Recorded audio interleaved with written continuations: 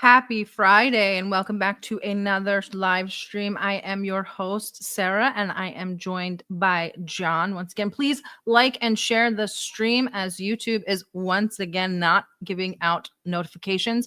But today we are honored to be joined by Nina Byzantina, historian and geopolitical analyst specializing in the post-Soviet space, Eastern Europe, and the Caucasus. And by default, color revolutions, coups, NGOs, and the EU, as you're forced to be an expert in that if you're an expert in the post-Soviet space. Nina, hi, how are you? Thank you for having me back. I am well. I'm well exercised. I went swimming. I had my caffeine. I'm jittery, so I'm ready to go. Ready Thank for you, the Sarah. color revolution. And John, are you ready to pick out the color of the season?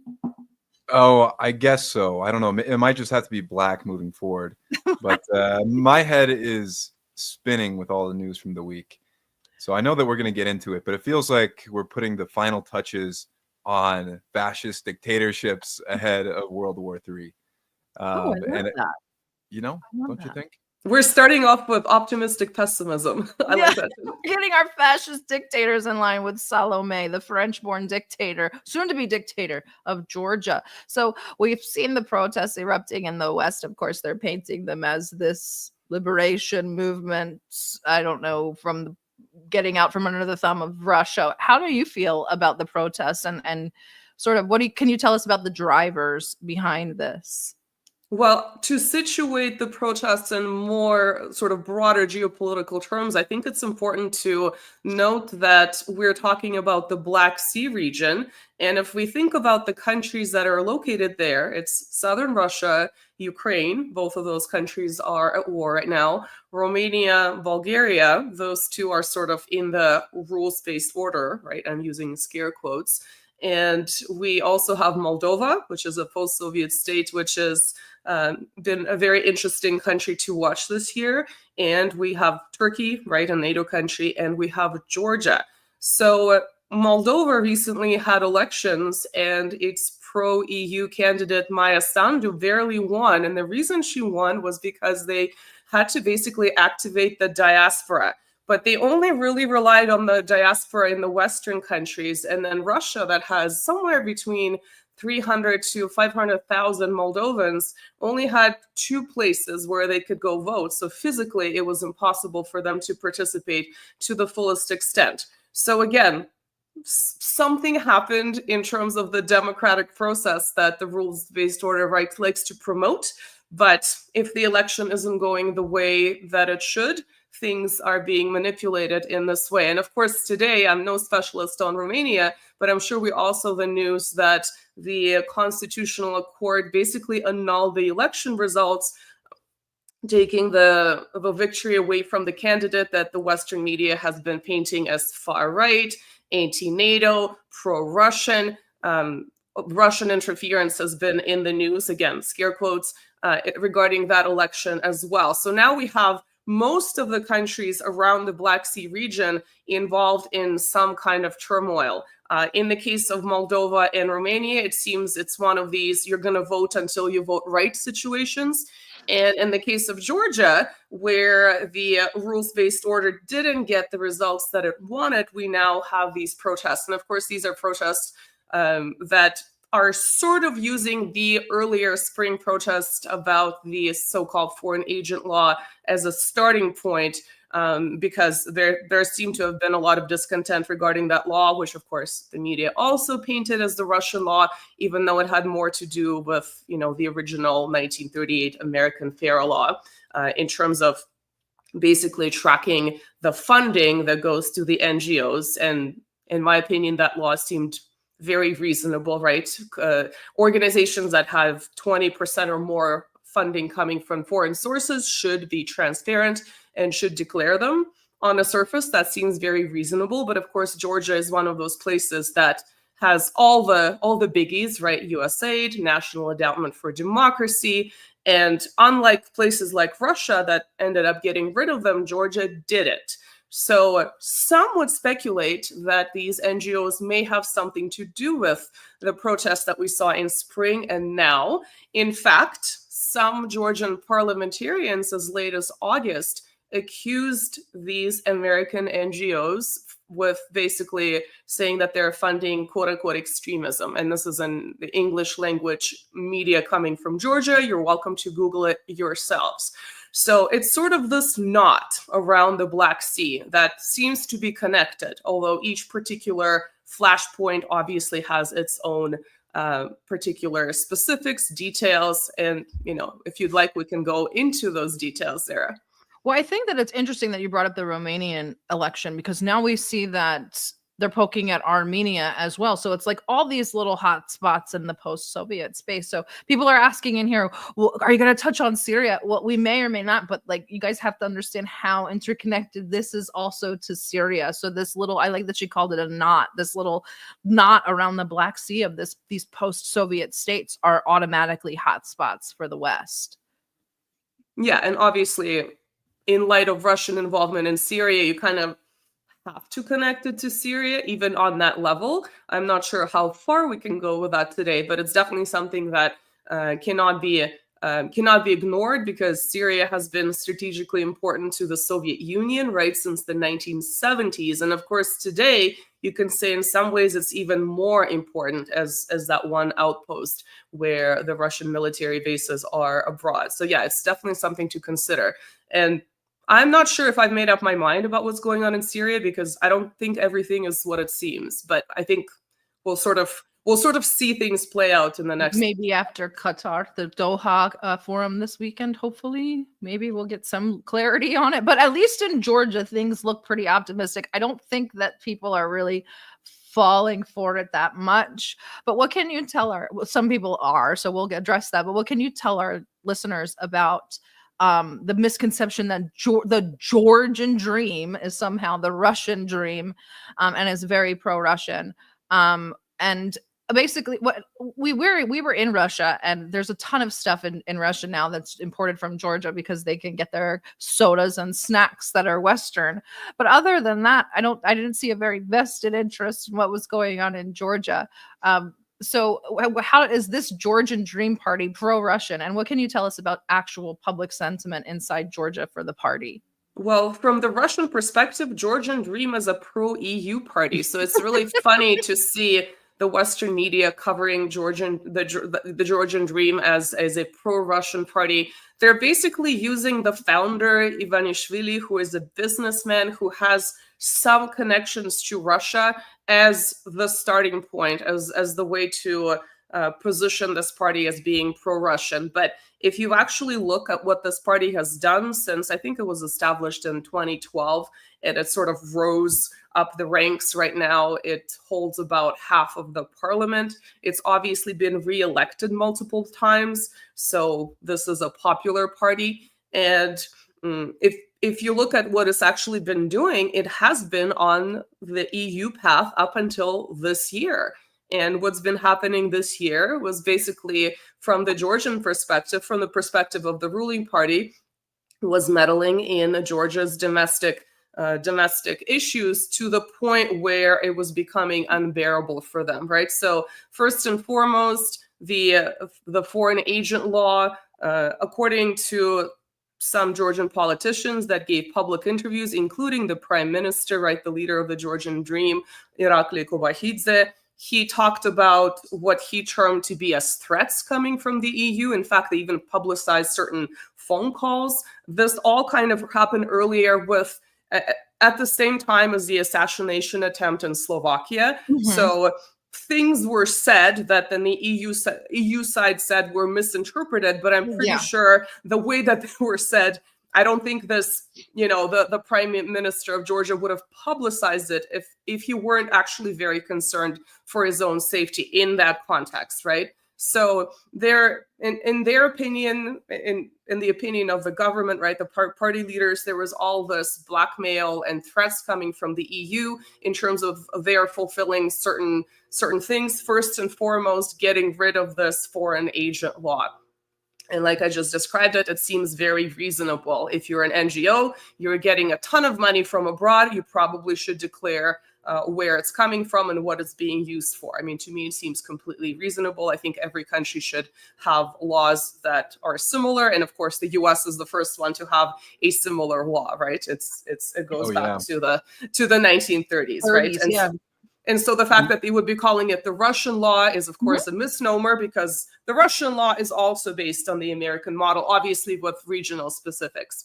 So that's one thing. The second thing, there's been statements coming out of Georgia, is that Georgia, there were attempts to open up a second front in addition to Ukraine in Georgia. We had statements like this coming, again, not just from random Telegram channels, but coming from politicians, parliamentarians, in official public interviews to the Georgian media, and then that made its way to Western and Russian media. So obviously, I don't think Georgians were very interested in having their little country destroyed in the context of the Ukrainian war. So that was also very serious. And I would say the other thing that was kind of a red line for them would be some of these cultural things that once you sign on to be in the rules-based order, you kind of have to go along with. And that would be basically the ideology of various gender issues. Let's put it this way. Well, I'm not sure if we're on YouTube. I'm not sure if we're allowed to. It doesn't matter at this point. but you know what I'm saying. Basically, some of the gender madness that Georgia is a Orthodox country. It's one of the earliest Christian countries in the world, and people in Georgia are, by and large, including young people, not everyone, of course, are socially conservative. Ukraine was also socially conservative, but I would say in Ukraine, the elites were ready to sell that out for whatever perks they were going to get by being in the Western orbit, in the NATO orbit, in the EU orbit, whatever you want to call it. I would say Georgia was a little bit different in this regard. I mean, obviously, if we look at Saakashvili, who is, in my opinion, this narcissistic hedonist, so he was probably a little bit easier to manipulate with all kinds of, I'm sure, behind the scenes information about him. And of course, as we know, he's been imprisoned in Georgia.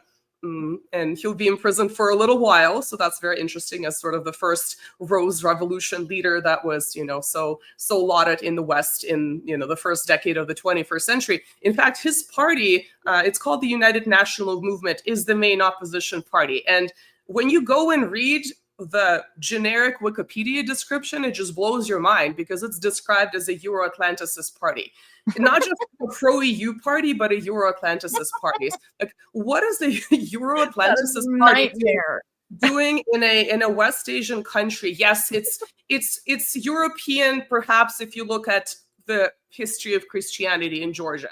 Geographically, it's not European, but yes, culturally, it's partly European. It's a debatable issue as to whether Georgia should be considered European or not. But just to see that, not just a pro-EU party, but a staunchly Euro-Atlanticist party, pro-NATO, blah, blah, blah, is a little bit shocking. And then having its founder in prison is for reasons why he is in prison, plus his whole history with not just Georgia, but Ukraine, in Odessa, right, is just, it's like a circus. It's like a mini Zelensky on his own, in my opinion.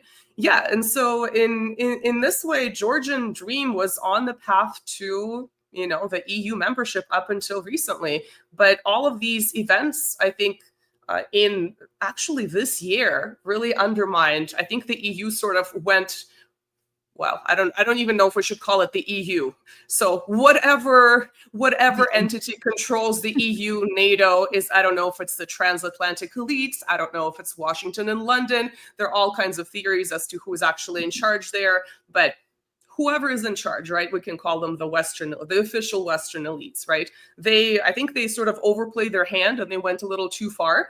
And perhaps they were thinking that Georgia is Ukraine, and it isn't. And I don't want to go too far with cultural character, but Georgians are not just socially conservative, they're also a very deeply proud people. They're proud of their history, even though it's a little country. They have a history that goes back way, way, way before the history of Slavic people in terms of the alphabet. So they're definitely proud of that. And so when you're sort of dictating unilaterally to this party, right, the leadership of the country, as if they're lackeys, I mean, at some point, something something is going to give, right? And I think the Western elites, the Western government, whoever is in charge, went a little too far with Georgia. But yeah, it's very difficult to call Georgian Dream a pro-Russian party. I think they've been actually very neutral. I haven't seen any major improvements in terms of Russian-Georgian relations. There's sort of been better than they had been. They've been awful, of course, right, in the first decade of the 21st century, right, with the 2008 war, brief war between Georgia and Russia that Saakashvili started. They've improved a little bit, but they haven't really improved much. So I think the Western media, when they do Georgia coverage, they kind of assume that people know even less about Georgia than they do about Ukraine. And of course, no one really knew much about Ukraine until you hit February 2022. So I think in this regard, they're just kind of assuming because, well, people are going to Google it and they're going to know that Georgia is an ex-Soviet republic. Therefore, people are going to come up with a particular structure as to how that relationship works in their mind. And they're going to think that this party is a pro-Russian party, which it isn't. I mean, I wish it were, but it's not. And so, sorry. No, go ahead. I was just going to say, so what we saw is only this year did this party that just got reelected halted its basically EU negotiations, ascension until 2028. And we're not really sure where that's going to go. But all of this is not coming from the Russian influence. It's coming from the West, the official West, overplaying its hand and just going too far. Well, we didn't find a whole. You mentioned Ukraine, and there are a lot of people calling it the Maidan 2.0, which God forbid that happens. But we are seeing a lot of the same cast of characters. And speaking of the Fair Law, let's have a look.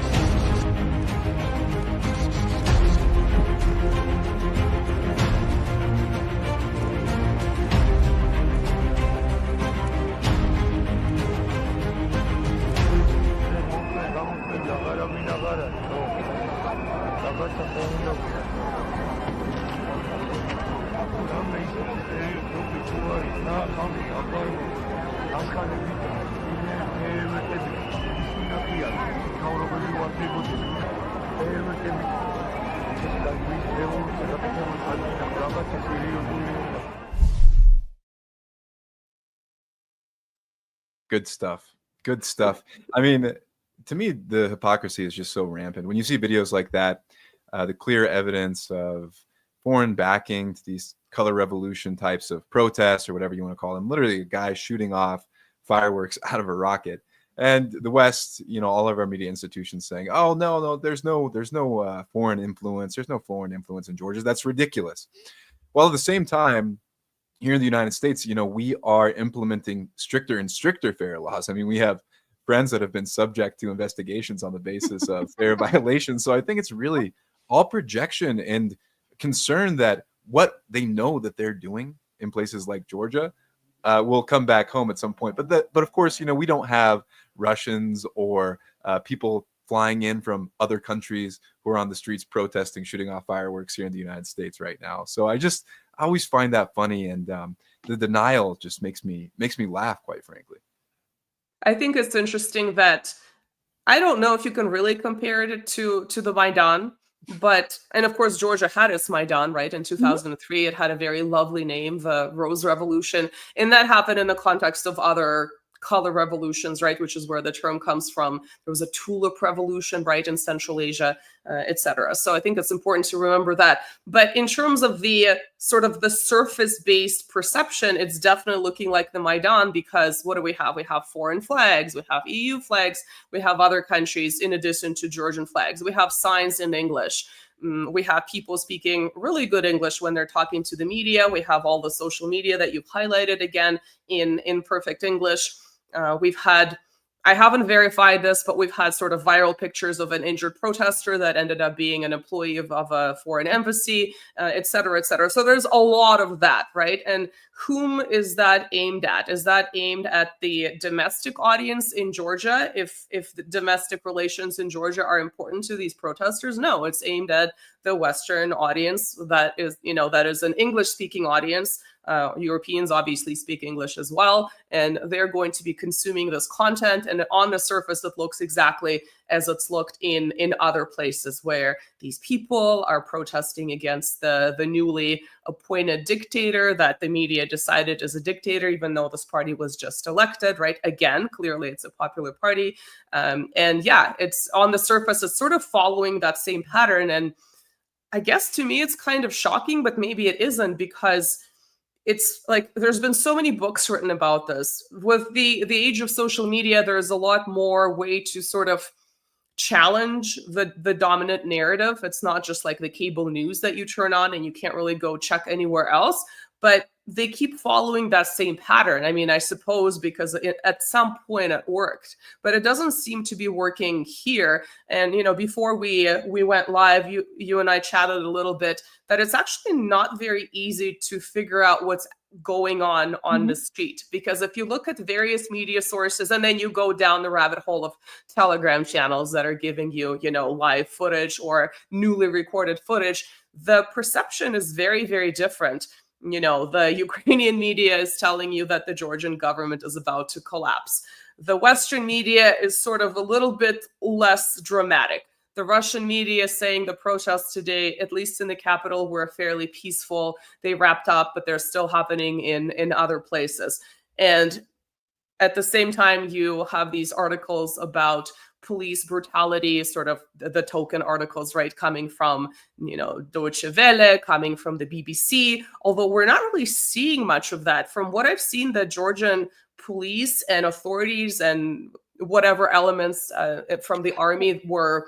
I did want to touch on that because they mentioned it in the video about like they're not, when we ever overthrown with fireworks. I wanted to touch on the Georgian Legion, not because they're kitschy or whatever, but because they did release a statement that said, we're ready to come back if need be to defend the homeland, in their crazy fascistic language. But I thought it was interesting because they're actually an NGO. If you guys didn't know that, they're a registered NGO in the United States. They hanging out with Paul Massaro. And of course, they've been to Ukraine. There's one of them coming back. He said he fought in Ukraine. Oh, he wants more. Yeah, he wants more. But is there a chance of these turning violent? I'm saying that because obviously for our listeners who don't know, Maidan famously had Georgian snipers that sort of ignited. Like, what is the thoughts on the Georgian Legion? Is this even feasible? Like, what are we looking at here? Because I'm on I kind of agree with you. I feel like this is very ho-hum. Like it's fine. The police have things under control. They're not taking the bait. But that also makes me worried that they'll do something to force the hand of the government. Well, my initial hunch is that some of the most extreme members of the Georgian Legion or any other kind of volunteers, or again, air quotes, volunteers from Georgia that went to Ukraine, they've been killed. It's very difficult to find the exact numbers because there is this veil of secrecy, right? I mean, we've seen all kinds of numbers coming from Ukraine, coming from Georgia specifically, but I'm just going to assume that at least some of them have been killed in action. And so those people can no longer participate in these protests as they would have had they not gone to Ukraine. So that makes it a lot easier for the Georgian authorities to handle it. I think they've been doing a really good job, all things considered. Now, if you think about these color revolutionary scenarios where there is this sort of turning point, there usually is some kind of a sacrificial victim. And initially, it seems like, and the way the media portrays it would be that, it's the government that opened fire on, the poor, peaceful protesters that are by no means are throwing Molotov cocktails or what have you. But of course, all the recent investigations from the Maidan, like the one you mentioned, and they're coming from Ukraine. There have been other investigations coming from Europe. They basically determined that the snipers in 2014 were not working for the government in the very least. One theory was that some of them were Georgian snipers. There are a couple of others that I've seen, but across the board, these independent investigations basically showed that these are not government forces that are shooting at the protesters. So then, of course, the question is cui bono, right? This clearly did not work in the Ukrainian government's favor, right, in Yanukovych's favor when the initial Maidan happened.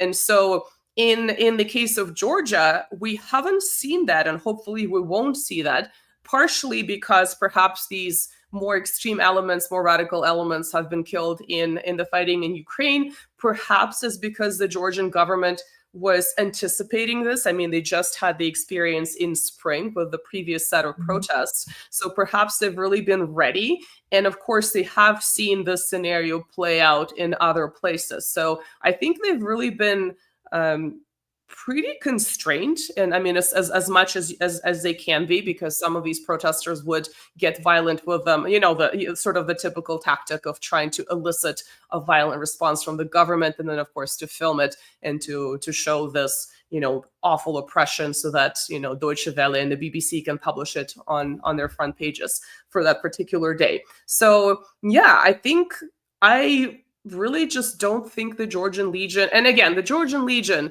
how much of that is hype and how much of that is their actual performance, to me, they're a little bit like Azov. There's a lot of this advertising going on, but when the push comes to shove, the average Ukrainian soldier is more brave than these ideological jackasses. I mean, in my opinion, from what I've seen, I mean, we saw that in Mariupol, for instance. And so I'm not sure if the Georgian Legion is all it's cracked up to be. And certainly there is a lot of this posturing on social media, but I'm not sure how much of it is real. So I'm a little bit on the fence about that. But be that as it may, it's a good thing. It's a silver lining that these people are not back home. But they didn't come back, right? I mean, if they really believed in this cause, they could have come back that same week. Then they didn't. So I think that also speaks volumes. That it's not really about Georgia. It's about killing people. Or killing Russians. Killing Russians. They're like, this is much more fun.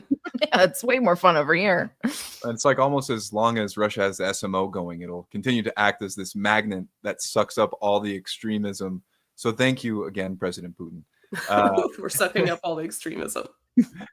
Well, I mean, there's also again, I don't want to take the whole national character thing too far, but the people of the mountains in the Caucasus do have, or did have, this sort of militant spirit. I mean, if you look at their folklore, it's much more prominent than even in Russia, right? And so you can look at the Chechen fighters, right, where they were just itching to go into battle. And so you can say that maybe, again, I don't want to take this too far, but I think that national character does play a role where they are seeking this sort of former glory that they haven't had in a while. And so, yeah, fighting to them is important. And of course, maybe the bonus here is killing Russians. So.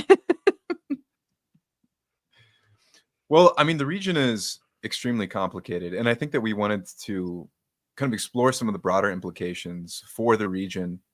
I mean, we've seen it's just such an interesting region to me that I'm still learning quite a bit about.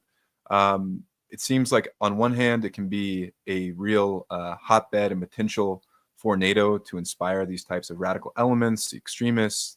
Of course, we understand that many of the shooters in the Crocus Music Hall massacre came from Dagestan, I believe, and then tried to escape, of course, through Ukraine. And then the region now is in an even greater state of chaos in light of what's going on in Syria. And I wanted to maybe ask you about that. How are these ongoing tensions in Armenia, Azerbaijan, and Turkey? How is this growing influence of Turkey specifically impacting the region and what's happening in Georgia? Well, it's a very difficult question because, like you said, there are all these different ethnicities that are involved. Specifically, when it comes to Georgia, I mean, the reason that Russia even has a relationship with Georgia is because Georgia was basically this battleground between the Ottomans and the Persians for several centuries. The initial attempt, I know, Sarah, you and I talked about Georgian history, so I don't want to spend too much time on this, but the initial request for Russian protection came in the 16th century for this reason. And Russia was really not ready to take on this role until the late 1700s, early 1800s, where Georgia became its protectorate. And in a way, because it became its protectorate, it still maintained a lot of its sort of internal sovereignty, but Russia defined its foreign policy. It ended up escaping the fate that Armenians faced in 1915, because that part of Armenia was not protected by Russia. And that initial connection was based on shared orthodoxy. So it's not like there are all these other cultural ties between the two. And so in that regard, I think Turkey, especially with Erdogan, there's this aspiration of perhaps, I mean, some analysts would say, right, reestablishing something that would resemble maybe not the full Ottoman Empire, but definitely with Erdogan's aspirations in Syria. I mean, I think it's pretty obvious what's going on there. When it comes to Armenia, again, Armenia and Azerbaijan used to get along when they were under the boot of the Soviet Union, for better or for worse. And obviously, when that was gone, all the centuries of tensions were released. And so, you know, I personally don't understand how Armenians, including Armenians that are not really pro-Russian, let's say the diaspora that lives in the US, they're still obviously not supportive of Pashinyan's government and his actions and what happened in Karabakh, but nothing really happens to remove him. So I'm not really sure. He just keeps doing all this really destructive stuff, and he's been doing it for a while. He's been doing destructive stuff to Armenia itself. Obviously, he is sort of toying with the all kinds of Western associations, and obviously Armenia is still officially part of the, this military quasi-alliance, right, with Russia and Central Asian countries, and that has been sort of thrown out the window.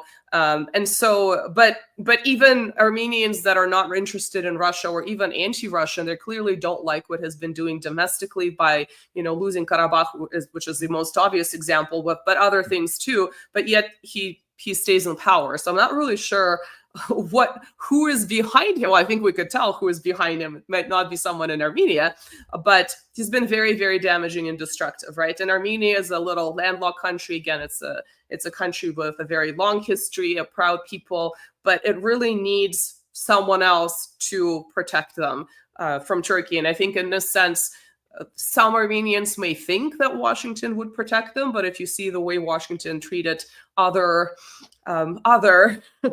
ethnic groups and countries, for instance, the Kurds, right? If we want to go back to the Syria-Turkey situation, I don't think Washington would ultimately protect them. And I think the only country that would is Russia. But I don't think Russia is also going to go far out of its way when you have a hostile government, essentially, or more hostile than before, and basically directly undermining any connections with Russia that would be much more mutually beneficial. And so, yeah, and I think if we connect it back to the other places that I mentioned around the Black Sea, it's very, very complicated. If we go back to Georgia itself, as we know, the 2 points of contention between Russia and Georgia are Abkhazia and South Ossetia. I think this is a very obvious example of Soviet administrative borders being maintained after the dissolution of the Soviet Union, and how problematic that is. Because with the dissolution of the Soviet Union, North Ossetia was part of Russia, but South Ossetia was part of Georgia. But it immediately had a war, and it basically unilaterally declared independence. And Abkhazia also had a war. So like the first couple of years of Georgian independence were just embroiled in these little regional civil wars that were based on ethnicity, ethnic tensions, and other issues that came up with the dissolution of the USSR. And then Abkhazia declared unilaterally as well independence in the late 90s. And of course, today, those two places sort of kind of enjoy Russian protection, right? Russia recognized them. A couple of other countries did too. They're not internationally recognized, right, per UN standard. But those people would say that they've been oppressed by Georgians. Georgians Mhm. consider those two places to be part of their territorial integrity. So those two issues remain as a pretty serious concern, right, in terms of Russian-Georgian relations. But I just don't see those two republics ever coming back, at least not under the current Funny circumstances. you brought them up, and we also talked about the English signage earlier. There was, I don't have the clip anymore uploaded on here, but I did. There was an English sign, a huge one over and over past that said like "Death to separatist pigs," and it said South Ossetia and Abkhazia, and I was like, what English speaking person even knows what those two things are? And then finally, and like a couple days following that, they tried to get protests to erupt in Abkhazia. And while there was minor political turmoil, it subsided and it's kind of died down now. But I was like, what is going on? So maybe we should touch on that and what kind of happened in Abkhazia, which it's just very strange. The whole thing is just kind of like, it's like an uncanny valley for me while I'm watching this kind of unfold. Yeah, well, I mean, obviously, because of its connection to Russia, this would be another potential flashpoint, albeit much smaller. So I actually haven't fully understood what happened there either. I mean, I did see that there were these protests going on at Abkhazia specifically, and again, the Western media coverage was as you would expect, in terms of evil Russians having that connection to the region. But I'm not really fully sure. I think it seemed to me be more of an internal issue that was being blown out of proportion to fit a particular geopolitical narrative.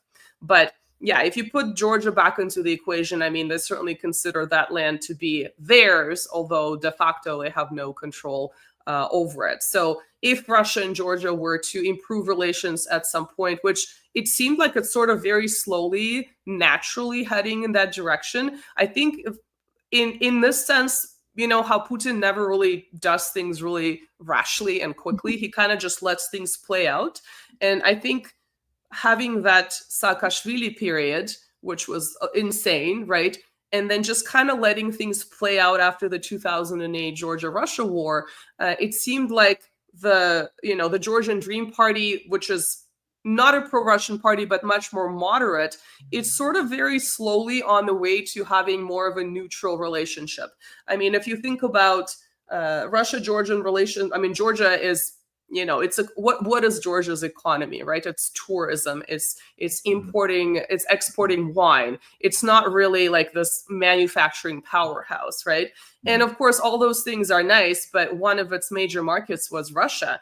And at one point, it completely lost the Russian market. So it seemed like things are sort of slowly improving on that end. And I think in that sense, Putin's policy of just kind of like, let these things play out. And then the West sort of overplayed its hand with this particular, FARA law and the, claiming these elections are illegitimate. I think eventually there's going to be some kind of an improvement. Maybe not this year, maybe not in the next 2 years, but eventually I think Georgian-Russian relations will sort of be much better than they were, at the nadir point of the, 2000s. So that's kind of how I view things. Well, I wanted to ask about, Go ahead. I wanted to ask about Turkey too, because their role is so interesting in this region. In word, Erdogan today was talking about the decline of the West, how the decline of the West is imminent. And if you just listen to his speeches, it seems, he seems pro-multipolar. He also seems like he's in solidarity with the Palestinians and these other causes that the anti-imperialist world in general champions. But then indeed, it looks like something very different, of course, now we're seeing on the southern border of Turkey, what has been going on with them opening the borders and flooding Syria with these radicals. But when it comes to the Caucasus region, it also seems like Turkey would have an interest in just maintaining a general instability in the region. And so, but when it comes to Georgia, I'm just a little less knowledgeable and certain about what their interests might be, at least on the part of the ruling government of Turkey. So I'm not a Turkey expert, so I can look at this from the geopolitical standpoint. And the way I've always looked at the Erdogan government is that he does what he wants because he has such an important strategic position, which used to be Greek, then it used to be the East Roman Empire. People get offended when I call it Byzantium, so we'll call it that. And obviously, this is a really, really important geostrategic region, sort of in between Europe and Asia, with access to the sea, et cetera, which is why Turkey is kind of an outlier when it comes to NATO, which is why Turkey sometimes doesn't do what NATO wants it to do, which is why Turkey is able to have sometimes a more amicable relationship with Russia. But I mean, that's been really up and down, right? First, they shoot down the Russian airplane in 2015. That seems to be, I mean, at that stage, we all thought that, okay, this is very serious. I mean, there might be a serious escalation. And then just a few years later, Russia and Turkey are best friends, talking about energy, talking about possibly Turkey joining BRICS. And these discussions were taking place earlier this year, and now we see what Turkey is doing in Syria. So, a lot of analysts were saying, well, maybe it's a good thing that Turkey hasn't really started on its path towards BRICS. But if you also think about Turkey, it seems like maybe they've given up on it by now. Again, I'm not a Turkey expert, but they also had EU aspirations. And the fact that Georgia was sort of ahead of Turkey when it comes to their EU aspirations, I think that must have also been rubbing the Turkish government the wrong way. Why is Georgia ahead of us when we sort of were on this path for a while? We kept getting these promises, nothing ever happens. We have a huge Turkish diaspora in Europe, right, in Germany, and it never really goes anywhere. So I don't know if the Turkish government, specifically Erdogan, wants to have a chaotic situation, but obviously chaos and having weak neighbors, unless there's like an all-out war, is easier to manage than having strong neighbors and having to establish some kind of a, maybe not a partnership, but some kind of a more equal relationship with these neighbors. So I think that's also the way that the rules-based order, Washington, Anglo-Americans, you can describe it however you want, they also prefer to deal with weak countries and chaos as long as it's far away from their country's borders, than to actually operate with countries that are more stable and strong and could require more of a partner-like relationship, as opposed to more like a hegemon vassal relationship. So that's kind of how I view it. But I wouldn't be surprised if Turkey wanted sort of like controlled instability, where it is the strongest player in the region. Yeah, that's what it seems like to me. And I wanted to go back to a point that you made a little while ago about the way that Western social politics, we'll just call them that for now, are aligning themselves with these color revolutions and forces that are bringing instability.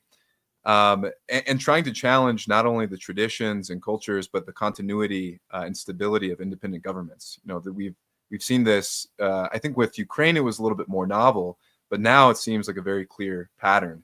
And one of the most recent cases is what we're seeing now in Romania. And I was wondering if you could talk a little bit about that, because we have this kind of, it's been described as a right-wing kind of populist party, but that is critical of the war in Ukraine, at least to a limited extent. Surprisingly, their candidate ended up succeeding in the first round of elections and was poised in the second round, looked poised to win. And then at the last minute, EU intervenes. The elections in Romania are canceled, and the front runner is arrested. So I wanted to know what you make of these developments and how this ties into what's going on in Georgia and some of the other parts of the world. I thought you were about to mention that Telegraph article about the pro-diversity jihadists. Oh, God. When you started talking about the social policy, I was like, this is where it's going. We've had such a fun 3 days. Oh, man, I've had so much fun these 3 days. I think when we first saw the headline, it was like, this has to be fake. But no, it wasn't. So I'm also not a Romania expert, but again, what I've seen in terms of the coverage, this candidate is being described as coming out of nowhere and primarily using social media to generate attention to his campaign and effectively winning that first round. And so, of course, the way the Western media has been portraying him as far right. Now, that term has been thrown around so many times that it no longer has meaning, because we have actual, Ukrainian Azov Third Reich enjoyers, let's call them that. They're never called far right or anything along those lines. Yet we have people who are just a little bit more social conservative, maybe Orthodox, maybe some other, brand of Christianity that's a little bit more traditional, and they're being smeared as far right with all kinds of implications that come to mind. I've also seen them being described as anti-war, anti-NATO, but I don't know how far that actually goes, because when you look at, someone like Hungary's leader, right, Viktor Orban, he's also described as being very radical, but when you actually look at his statements, they sound very reasonable, because, there is a war on his border. Of course, he's going to be anti-war. So I'm not really sure if this particular candidate in Romania is as extreme as the Western media is making him out to be. My hunch is that he isn't. But the fact that they started injecting the whole Russian narrative, and it's actually Russian operatives that ran his social media campaign. We've seen the same thing with, Trump in 2016 as sort of that old playbook that's being played out. But I think as soon as there is a candidate that is a little bit outside the realm of being controlled, the rules-based order gets a little bit nervous, especially in a country like Romania. That country is not just on the Black Sea, but it's also a country that's within the rules-based order, right? Let's call it this way. So I'm not really sure where this is going to go, but because it's a developing situation, right? We just saw the news today, but I was thinking about Romania because of its connection to Moldova and because of its geographic and geopolitical relevance as well. I think they were using Romania pretty successfully as a transportation hub for a lot of the stuff going into Romania, and that was big. That was super. Ukraine. You mean Ukraine? Yeah, sorry, into Ukraine. Sorry. Oof. Yes. Okay, so now we have kind of the opposite of what's happening in Georgia. In Georgia, we have a president who won't leave, and in Romania, we have a president who can't get into office. So what happens, because Salome, her gorgeous French name, has refused to step down, or has said that she doesn't plan to step down. So what happens, I guess, in 3 days, if she doesn't step down? What are the judicial proceedings? What happens, etc.? So for your listeners who may not know, right, the president of Georgia, Salome Zurabishvili, she's a French-born French citizen. She was a French diplomat. She was a NATO staffer, and she was a student of Mr. Brzezinski, right, the national security advisor, and a very, very Euro-Atlanticist geopolitical theorist in Washington. So one of my commentators, I think on my Telegram, called her the ultimate foreign agent who is against the foreign agent law, and I thought that was like a perfect description of her, because she is the ultimate foreign agent. But yeah, basically the new procedure in Georgia is that the president is not popularly elected. The president is now going to be elected by the Electoral College, which is basically like parliament-related institution. And so I believe it's on December 14th when they're going to elect the new president. And so I am not sure whether she'll actually go through with this, or whether it's another PR stunt of I'm going to stick around until there are legitimate elections, because it doesn't look like there's going to be any more elections in the near future, because these elections looked pretty legitimate to me. And so I think they're going to, I don't know if they'll have to physically remove her and arrest her. I'm not sure if they'll go that far, but I think they'll basically just elect a new leader. As far as I understand, they've already selected the rest of the ministerial cabinet since the elections. I checked their official website. So this is sort of the last step, is to elect the president. And I don't really think there's much that she can do. She was trying to play mini Zelensky with staying past her term as this miniature dictator, but I don't think she has it in her. I was really hoping we would get a female dictator for once. We haven't had one in a very long time, since Hillary Clinton, maybe. Well, I'm really glad we had this episode, because I want, especially for our listeners, like, are you going to talk about Syria? But I want you guys to keep in mind what's happening in the Caucasus matters to Syria right now. The Armenians are being evacuated out of Syria. Israel is warning Jews and Israelis to not travel to the Caucasus for fears of a terrorist attack. And now the warning on Armenian travel has been elevated. So this is important. This is a hotspot that has where it's located has the potential to reshape the entire global chessboard, I would think.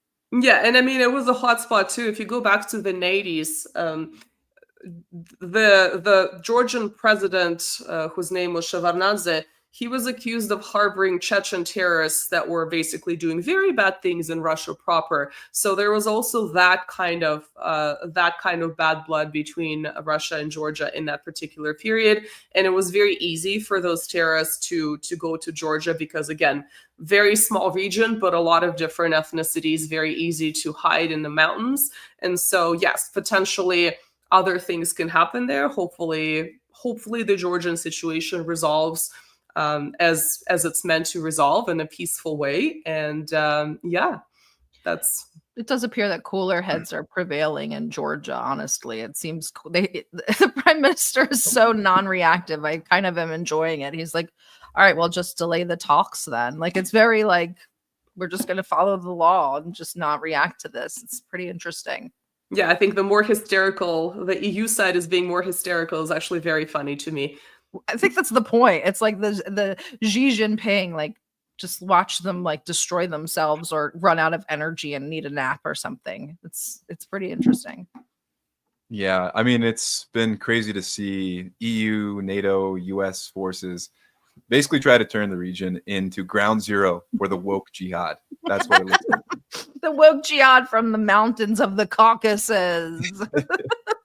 From Syria to Turkey. Inspirational. But thank you so much, Nina, for stopping in, because we are doing a Color Revolution series on Twitter Spaces, and this weekend I'll try to get to Georgia, so I will use most of what Nina told me today and plagiarize it for my space. On Sunday, we'll be back again with our weekly news show. Nina, what are you up to coming up? Well, we're doing our weekly, I don't know what to call it, podcast, YouTube, Twitter series where we cover politics, much like your show, as well as some history. I'm trying to make more history videos, but as I'm sure you know, doing actual videos with editing and writing a script takes a lot longer than having a conversation like this. Yeah, well, it's fun. It just takes a long time. So when you have other obligations, it takes a little bit longer. But yeah, you guys are welcome to follow me at Nina Byzantina on X/Twitter, on YouTube, and anywhere else where you have social media. Thank you so much for having me here. Thank you, Nina. Of course. And I actually think that. Go ahead, John. Take us out. I think Nina actually has the best name. You know, you talked about that earlier. Nina Byzantina. It's so poetic. It has a great ring to it. I mean, it's a fake name, but it was sort of an. You didn't need to tell him that. We could have just. I mean, it's a screen name that kind of stuck and then became a brand, so I sort of kept it. So, but I periodically get, you know, these rage posters. It's not Byzantium. It's the East Roman Empire. It's so funny. It's like, did you know? I was like, really? I've never heard this before. Yeah, it's kind of amazing. But anyways, thank you for having me, guys. Have a great weekend. And have fun on the woke jihad this weekend, everyone. We'll see you on Sunday. See you soon. Bye.